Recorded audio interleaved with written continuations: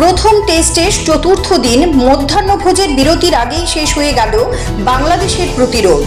নাজমুল হোসেন শান্ত এবং সাকিব আল হাসান সকালের প্রথম 1 ঘন্টা সাবধানে ব্যাট করলেও লাভ হলো না। জলপানের বিরতির পর সাকিবকে রবিচন্দ্রন অশ্বিন আউট করতেই ভেঙে পড়ল বাংলাদেশের দ্বিতীয় ইনিংস। পিচের অন্য প্রান্ত থেকে অশ্বিনকে সঙ্গ দিলেন রবীন্দ্র জাডেজাও। জয়ের জন্য 515 রান তাড়া করতে নেমে শান্তদের ইনিংস শেষ হল 234 রানে।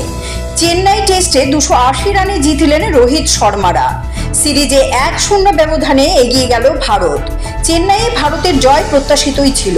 প্রশ্ন ছিল রবিবার কতক্ষণে জয় তুলে নিতে পারবেন রোহিতেরা। প্রথম দিনের প্রথম 1 ঘন্টা সাবধানে খেলার চেষ্টা করেন শনিবার অপরাজিত থাকা সাকিব এবং বাংলাদেশ অধিনায়ক নাজমুল হোসেন শান্ত।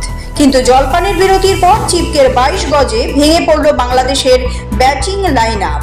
সকালে জসপ্রীত বুমরা, মোহাম্মদ সিরাজদের বল সামলে দিলেও অশ্বিন জাডেজার স্পিন পড়তে পারলেন না বাংলাদেশের ব্যাটারিরা। তবু পিচের একদিক আগলে রেখেছিলেন অধিনায়ক শান্ত। কিন্তু প্রথম 1 ঘন্টা সাকিব ছাড়া কেউই তাকে ভরসা দিতে পারলেন না। অশ্বিনের বলে যশস্বী জয়সওয়ালের হাতে ক্যাচ দিয়ে সাকিব সাজঘরে ফিরতেই শুরু হয়ে যায় ভাঙন। শান্তের 82 রানের লড়াকু ইনিংসও চেন্নাই টেস্টের আয়ু বৃদ্ধি করতে পারল না।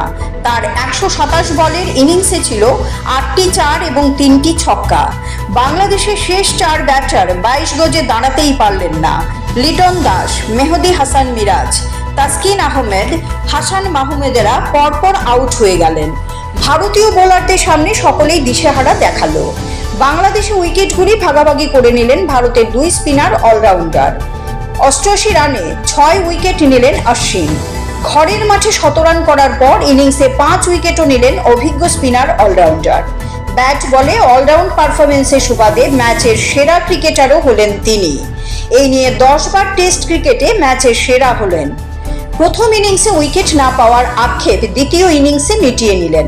58 রানে 3 উইকেট জাডেজার, 24 রান দিয়ে 1 উইকেট বুমরার। এই নিয়ে বাংলাদেশের বিরুদ্ধে 14টি টেস্ট খেলে 12টিতে জয় পেল ভারত।